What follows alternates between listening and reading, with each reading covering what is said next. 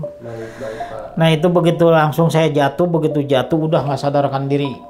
Nah, langsung kata beliau tuh dilap biasa penuh darah kan. Nah setelah itu saya diperiksa, tuh setelah diperiksa tuh saya udah bukan koma lagi, udah meninggal. Sudah dinyatakan meninggal. Baik, selamat datang kembali di sebuah perjalanan menuju legenda, misteri, dan sejarah.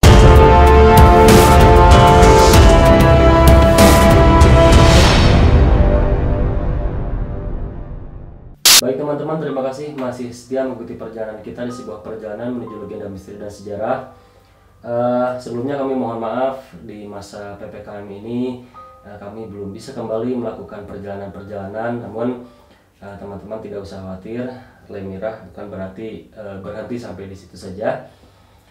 Di kesempatan yang sangat berbahagia ini, di sini kami ingin bercerita atau berbagi kisah yang sangat menarik kepada teman-teman tentang sebuah fenomena mati suri, teman-teman.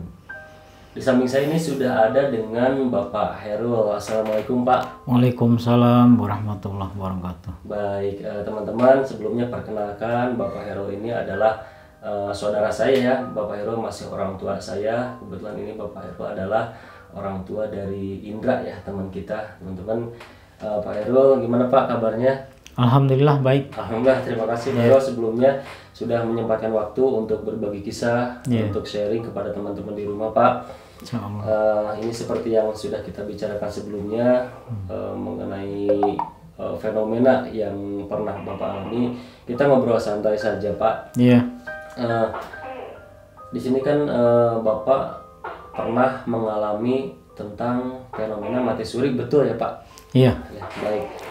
Boleh diceritakan Pak, Bapak mengalami mati suri itu seperti apa? Atau yang menyebabkan Bapak mati suri, Pak? Mangga Pak. Tahun 72 saya tuh pindahan dari Jakarta. Oh, dari Jakarta. Iya. Baik. Dari Jakarta pindah ke Megamendung. Megamendung ya Pak? Iya, Megamendung Citalingkup. Nama kampungnya Citalingkup. Iya, Cisarua. Nah, tepatnya tuh di kampung Cirangrang namanya. Kampung Dulu Cirangrang. ya, Cirangrang atau Citalingkup. Nah, itu kebetulan tuh di situ ada suatu kolam tempat peninggalan Pak Soekarno. Oh, baik, baik. Ya, namanya waktu itu tuh Gedung Papak. Oh, Gedung Papak ya? Iya. Baik Pak, baik. Nah, itu pada hari Kamis, Kamis pagi. Baik. Kamis pagi itu saya tuh waktu tahun 72 tuh kelas 4 SD. Dulu SD ya. Baik, baik Pak. Nah, itu tuh tanpa disengaja saya emang sering main ke situ. Ke kolamnya tempat pemandian Paduka Soekarno.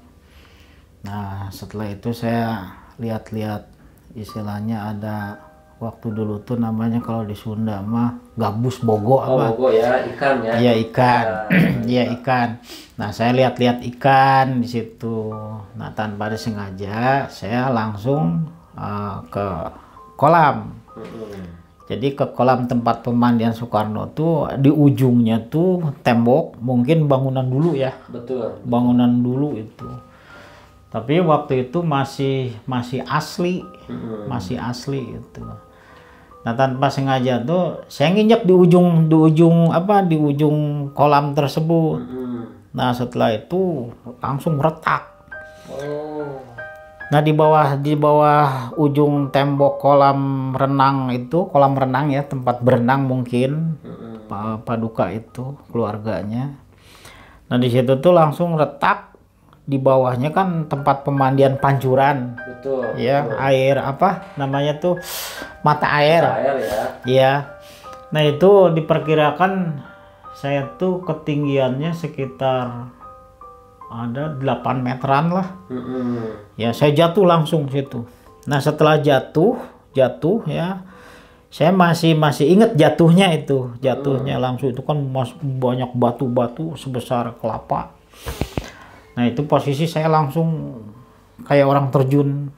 Setelah terpeleset, mungkin bukan terpeleset itu, jadi nginjak ujung, Pijakan itu ya patah ya? iya patah itu tembok dulu namanya. Sampai sekarang juga kan masih itu bekas saya itu. Baik, baik, Pak. Nah itu begitu langsung saya jatuh, begitu jatuh udah nggak sadarkan diri. Oh, Nah di situ. baik, baik. Nah itu menurut cerita yang waktu menemukan saya tuh ya, orang situ ya, dia mungkin mau apa, mau mandi apa. Ya kan itu kan sehari-hari dipakai sama orang kampung untuk pancuran mandi itu biasa, mencuci segala macam ini itu. Baik, Pak. Nah saya itu ditemukan. Nah ditemukan ya, kata orang Sunda mah ini ya anak saha, anak siapa gitu. Nah menurut dia tuh saya udah nggak sadarkan diri. Udah nggak sadarkan diri, itu posisi udah berlumuran darah lah waktu itu. Nah setelah itu dibawa langsung ke rumah uak saya di situ.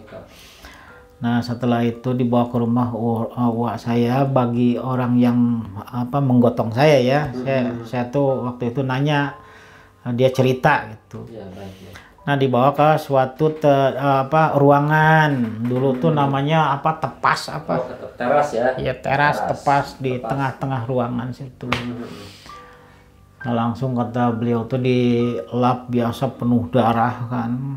Nah setelah itu saya diperiksa tuh, setelah diperiksa tuh saya udah bukan koma lagi, udah meninggal. Sudah dinyatakan meninggal. Sudah dinyatakan meninggal. Nah setelah dinyatakan meninggal kan bapak saya tuh masih dulu dagang di Jakarta. Baik. Di Kampung Melayu di situ.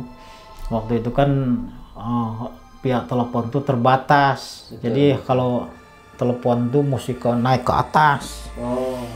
Naik ke atas ke gedung Stemplek dulu namanya, gedung Stemplek gitu. Nah, di dekat kedutaan Kanada. Oh iya betul. Ditelepon bapak saya tuh pulang katanya. Pulang ini udah beres, udah beres. Ya, menurut cerita yang menolong saya itu. Nah setelah itu keluarga saudara-saudara tuh belum percaya saya tuh meninggal. Ya. Nah itu waktu itu manggil mantri kalau nggak salah itu. Baik, mantri. Pak. Nah setelah manggil mantri saya diperiksa, terus pakai kaca. Kaca, sudah dicek pakai kaca udah. Iya, dites pakai kaca nggak berembun katanya, ini udah nggak napasnya, jantungnya udah berhenti. Nah setelah itu ya namanya mungkin ya istilahnya namanya orang meninggal ya, langsung dimandikan. Nah setelah dimandikan langsung dikeluarkan apa yang dalam kotoran. Nah setelah itu langsung dikapani. Nah setelah dikapani saya disimpan di tengah rumah itu, di ruangan, di ruang tengah. Nah setelah di ruang tengah tuh mau dikuburkan tadinya. Itu udah menggali kubur waktu itu, udah dinyatakan sama mantri, dulu namanya mantri. Betul. Ya nggak tahu dokter, nggak tahu mantri, pokoknya ini udah meninggal, denyut nadi udah nggak ada semua, udah beres, tinggal ini semua udah dikapani segala dikapas, tinggal dikubur, nunggu bapak saya pulang. Nah setelah itu saya tuh dinyatakan meninggal tuh jam 7:30 hari Kamis malam Jumat. 7:30 malam. 7:30 pagi. Kalau kejadian jatuhnya Pak? Pagi 7:30. Jadi dari 7:30 pagi. Iya. Hari apa tuh jatuhnya? Jatuh? Hari Kamis. Ya, hari Kamis pagi itu kan saya main tuh ke kolam itu ya. Nah, langsung jatuh. Ya setelah jatuh dibawa, langsung dibersihkan. Nah setelah dibersihkan ya udah dinyatakan nggak ada bernyawa. Gitu. Iya, udah langsung ya gimana umumnya orang yang sudah meninggal. Jadi pihak keluarga sudah beberapa kali coba ngecek kondisi bapak, sudah dipastikan dinyatakan meninggal. Meninggal, ya, udah meninggal, malah diyakinkan sama orang yang ahli medis ya waktu itu. Baik. Bahwa ini udah nggak ada nyawanya katanya. Terus denyut nadinya, jantungnya udah berhenti. Baik, udah matanya udah terbalik segala macem lah, udah pokoknya orang udah meninggal gimana gitu ya. Nah kumpul mungkin ya, setelah kumpul itu tuh kan bapak saya tuh saya mau dikuburkan tuh nunggu bapak saya. Oh. Bapak saya tuh datangnya malam. Jam berapa tuh Pak? Sekitar jam berapa? Sekitar setengah 9. Setengah 9 malam. Saya tuh udah diberes, udah diajiin. Tadinya mau dikuburkan, cuma kata bapak saya tuh jangan dulu. Jangan dulu dikuburkan. Nah, setelah bapak saya datang ya ke situ, ya mungkin namanya orang tua ya. Mungkin ibu saya sih udah pingsan. Semua saudara-saudara tuh udah mengikhlaskan lah. Baik, Pak. Jadi tinggal nunggu bapak saya malam-malam itu juga mau dikuburkan setelah bapak mungkin mujizat dari Allah ya. Baik, betul.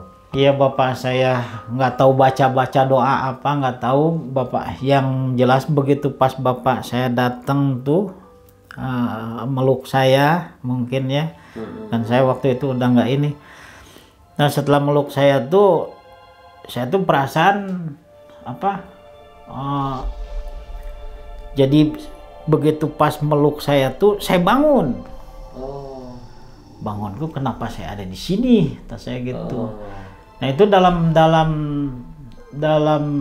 pas begitu saya pingsan mungkin meninggal ya, dinyatakan meninggal. Nah, itu dalam nggak tahu ngimpi, nggak tahu apa, bukannya ngimpi itu, bukan itu. Di antara nggak ada melepas nyawa tuh. Saya tuh ngelihat suatu kayak lapangan gitu. Di lapangan tuh nggak ada pohon, nggak ada gersang gitu. Gersang, nggak ada. Saya nggak lihat gunung, nggak ada.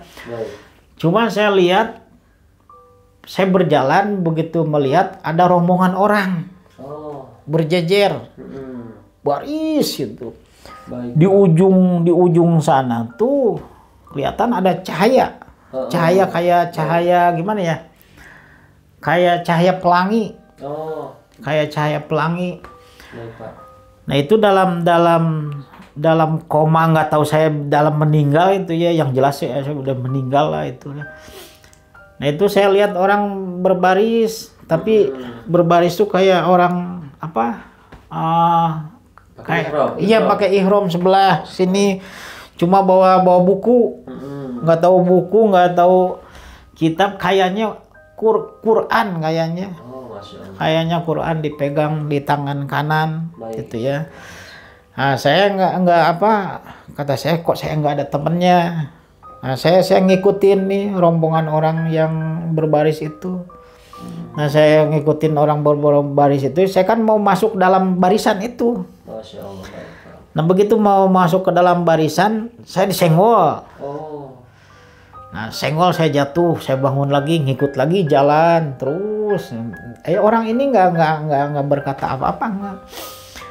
Nah, setelah itu saya mau masuk lagi, kok kata saya di belakang nggak ada rombongan saya cuma sendiri. Saya pengen masuk ke situ, ke rombongan itu. Nah, begitu masuk nggak ada celah, nggak ada celah. Nah, setelah saya masuk ke situ, disenggol lagi ketiga kali. Disenggol itu saya perjalanan satu kali senggol itu jauh. Sekali Bapak jatuh nyusul lagi jauh? Nyusul jauh perasaan itu. Masya Allah jauh tuh lelah, terik. Jadi panas, terik. Tapi para beliau ini kayaknya biasa. Jadi kayak tersenyum gitu. Nah, saya tuh pengen masuk ke rombongan itu 2 kali, disenggol lagi ketiga kali, ya itu saya bangun. Bangun itu. Yang posisi dipelukan ayahnya Bapak? Iya, enggak. Begitu pas saya bangun tuh, bapak saya lagi nangis mungkin di sini ya. Dulu kan namanya bale tuh. Tikar terbuat dari pandan apa? Samak ya. Samak. Bangun, astagfirullahaladzim. Nah, saya gitu, kok ada di sini. Alhamdulillah, katanya ini anak. Tuh, katanya ini anak kok hidup lagi. Nah, begitu saya bangun ini udah perih. Namanya? Buat buang air AB itu udah perih kan, udah diurut, ini udah kempes segala macam. Ini kapas saya yang nyabutin sendiri, kata saya, ini apa? Astagfirullahaladzim, kata saya gitu. Nah itu setelah saya bangun tuh, itu kan saya ingatnya tuh ada uak perempuan tuh 3, bapak saya 1, 2 lagi kiai atau ustadz di situ ya. Nah di sininya tuh banyak orang yang Kaget ya, histeris ya, enggak? Bukan, ada orang kayak orang apa? Kayak pakai udang dandanan wali itu apa? Posisi bapak udah sadar itu melihat? Udah sadar. Tapi ada yang pakai udang itu ada? Ada hadir di situ, ada hadir. Saya kok kayak dalam mimpi saya di perjalanan itu. Beliau tuh masih pegang ini. Tapi begitu pas hadir, waktu di dalam impian kan pakai baju ihram, nggak pakai baju biasa. Kalau pas waktu saya sadar tuh ada orang-orang tersebut tuh saya kenal mukanya gitu. Tapi beliau tuh pakai udang tersenyum. Tersenyum. Berapa orang tuh Pak? Banyak. Banyak. Usianya udah tua. Kira-kira umuran 80-an lebih lah. Ada yang berjenggot. Senyum. Yang satu lagi masuk ke ini, ke deketin Bapak. Iya, ngedeketin sini. Langsung ngusap. Nah, ngusap. Beliau tuh assalamualaikum, tapi saya nggak ngejawab. Saya apa sebab saya nggak ngejawab? Saya tuh terkesima. Betul. Setelah itu beliau tuh kelihatan saya tuh keluar dari pintu dapur, kan tepasnya biasa gitu. Satu keluar. Nah itu. Nah Pak, punten, waktu Bapak katakanlah dalam posisi sedang meninggal ya Pak. Iya. Dari rombongan itu Bapak posisi paling belakang antriannya? Enggak, di tengah-tengah. Di tengah-tengah? Banyak banyak, dari ujung sampai ujung? Banyak. Terus Pak, yang baris itu kelihatan nggak dari jenis kelamin, mungkin pria atau wanitanya? Kayaknya semua lelaki. Laki ya? Lelaki, umuran, saya kan paling kecil ya. Ya anak-anak umuran berapa sih? Kesana katanya, kesana. Betul. Ya udah saya kan nggak ada temen, nggak ada. Saya tuh ingin masuk rombongan dia, rombongan orang-orang ini ya. Itu mukanya bercahaya semua. Baik. Kata orang Sunda mah kasep. Kasep. Beliau tuh yang rombongan itu tuh lihat dari kejauhan tuh kayak masuk apa? Gerbang. Cahaya. Enggak, kayak pelangi gitu gimana sih? Iya. Jadi bercahaya masuk. Mungkin belum waktunya kali. Betul Pak. Nah itu Pak, pada saat di alam tersebut, apakah kan keyakinan kita sebagai Muslim ya Pak ya, apakah Bapak melihat yang dinampakkan sosok, mungkin katakan itu malaikat Pak? Ada nggak tuh mungkin yang terbang atau hanya baris tok gitu, nggak ada lagi? Kalau sosok malaikat waktu itu saya nggak, cuma saya ngelihatnya beliau tuh mukanya bercahaya, senyum. Nah, itu yang saya lihat tuh hanya teratu kayak gumpalan cahaya, kayak pelangi gitu. Beliau tuh pegang, nggak tahu kitab, nggak tahu Quran, pokoknya buku besar di tangan kanan. Di tangan kanan. Saya nggak bawa apa-apa. Nggak bawa apa-apa. Nggak bawa apa-apa. Cuma yang waktu itu saya disenggol tuh beliau tuh yang ngusap. Yang pas saat sadar ngusap Bapak? Iya, setelah 3 kali kan saya jatuh, diambil sama beliau tuh tangan kanan ya, pegang berdiri. Nah setelah berdiri ya udah, itu saya sadar. Sadar di situ.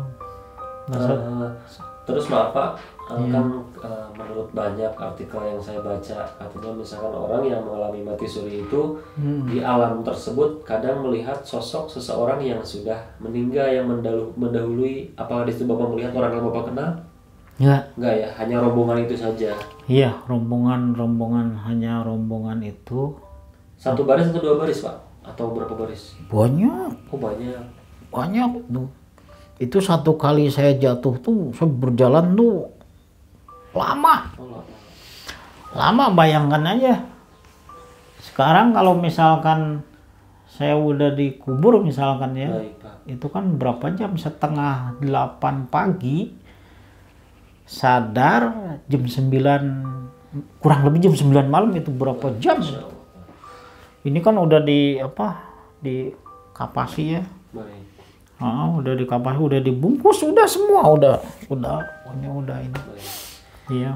Jadi kalau Bapak pada saat itu Bapak tidak mengalami banyak dari artikel yang menyebutkan Pak, sebelum ada di lapangan tersebut orang itu ada yang mengalaminya itu mungkin beda-beda ya Pak ya. Iya. Ada yang masuk ke terowongan terlebih dahulu, terowongan gelap, di ujungnya ada cahaya, baru menemukan padang yang luas itu. Kalau Bapak posisi waktu itu sudah ada di padang tersebut ya Pak? Iya, kayaknya itu menurut cerita apa yang saya lihat tuh kayak tapi kan kalau padang pasirnya berbukit-bukit. Betul. Kalau ini rata aja, nggak ada gunung, rata itu. Rata, cuma sejuk. Oh, sejuk kondisi. Tapi ada matahari, ada terang gitu. Tapi sejuk. Baik. Itu minyak wanginya sampai sekarang nempel ke sini. Baik. Itu perasaan saya cari nggak ada. Nggak ada ya, nggak ada yang sama. Nggak ada yang sama wanginya. Wanginya nggak ada yang sama. Baik. Sampai sekarang pun nyari wanginya gitu. Baik. Wanginya. Nah setelah kejadian itu tuh saya tuh sering ya gimana ya, sering melihat yang aneh-aneh. Mungkin kalau misalkan ya ada suatu guru saya, kata guru ya udah mungkin itu apa karomah, katanya apa namanya, keuntungan apa kamu bisa melihat. Enggak, saya enggak. Kadang-kadang ada orang ngobrol juga, saya kan istilahnya kayak disebut orang gila itu. Saya sih biasa aja, kadang-kadang ada yang lewat nanya gitu. Iya. Nanya gitu kadang-kadang gitu. Bisa melihat yang begituan, tapi saya belum sampai sekarang gimana ya, mungkin kata orang ya udah, katanya apa namanya, dimuhit apa. Baik. Dulu kata saya belum kuat lah. Saya sampai sekarang pun ya mungkin kalau misalkan saya mau misalkan mau cilaka, kadang-kadang ada sinyal gitu. Ada sinyal, kadang-kadang ada sinyal, ada yang ngasih tahu atau awas kamu jangan kesini, jangan sini. Ya kalau misalkan saya teruskan tuh mungkin ya begitulah, cilaka kali ya. Nah itu pengalaman saya di situ. Sampai sekarang pun ya kadang-kadang ya dalam impian, dalam dohir biasa gitu. Nah, saya sih nggak maksudnya nggak banyak yang udah katanya jadi tukang hikmat. Saya nggak ini ya. Baik, Pak. Insya Allah belum ini. Iya. Baik, Bapak. Nah, Pak, hikmah apa yang Bapak dapat, Pak, dari kejadian atau yang pernah Bapak alami seperti itu, Pak? Hikmah tuh saya istilahnya nangkep hitanya mungkin ya perjalanan antara alam kubur sama padang mahsyar tuh mungkin itu. Baik, betul. Mungkin itu. Dia menjadikan pengingat bagi diri ya Pak ya. Iya, mungkin itu. Tapi saya nggak ngelihat orang yang disiksa, enggak. Alhamdulillahnya nggak disiksa.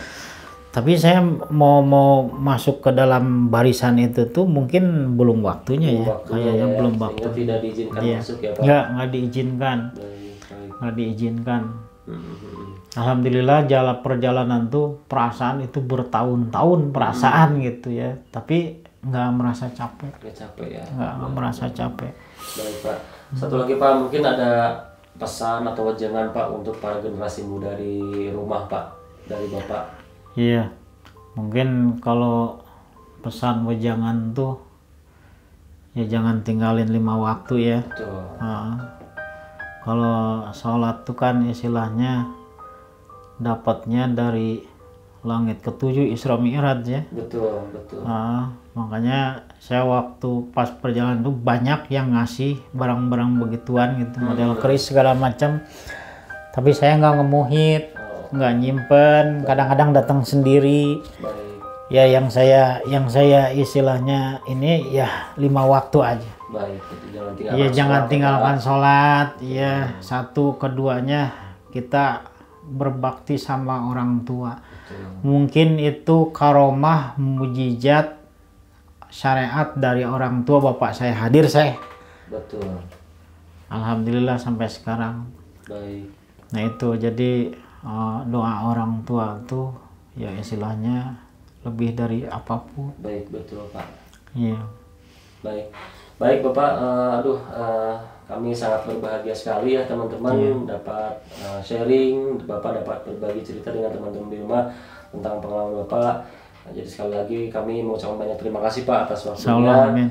Teman-teman tak lupa kita doakan semoga Pak Hairul ini terus diberikan kesehatan ya. Amin, amin. Diberikan umur yang panjang. Amin. Terus diberikan rezeki yang halal yang banyak. Amin, yang amin. Baik. Semoga apa yang Pak Hairul bagikan kepada saya, kepada teman-teman menjadikan amal ibadah dari Bapak ya Pak ya. Amin. Menjadikan Amin. kebaikan bagi kita semua. Baik. Amin, insyaallah. Bapak mungkin itu saja. Iya. Teman-teman karena ini udah malam juga, kita ngobrolnya kemalaman nih Pak. Iya, nggak apa-apa. Teman-teman, sekali lagi terima kasih untuk teman-teman yang sudah menyaksikan kisah yang sangat luar biasa dari Bapak Hairul dari awal sampai selesai. Tak lupa bagi teman-teman, mungkin teman-teman mempunyai cerita yang sama atau memiliki cerita lain yang unik juga, bisa langsung ceritakan ke kami atau teman-teman bisa langsung DM kami di Instagram di @_lemirah atau legenda_misteri_sejarah. Dan bagi teman-teman yang ingin bertanya tentang apapun terkait obrolan saya dengan Bapak Hairul ataupun teman-teman punya saran ataupun yang masukan lain, bisa langsung tulis saja di kolom komentar. Bagi teman-teman yang belum melakukan subscribe, tak lupa kami mohon support, dukungan dan doanya dengan cara menekan tombol subscribe ya bagi yang belum subscribe. Sekian dari saya Ferdi pamit mohon undur diri, sampai jumpa di video-video berikutnya. Salam legenda misteri dan sejarah Lemirah. Bapak Hairul, Iya, sama-sama.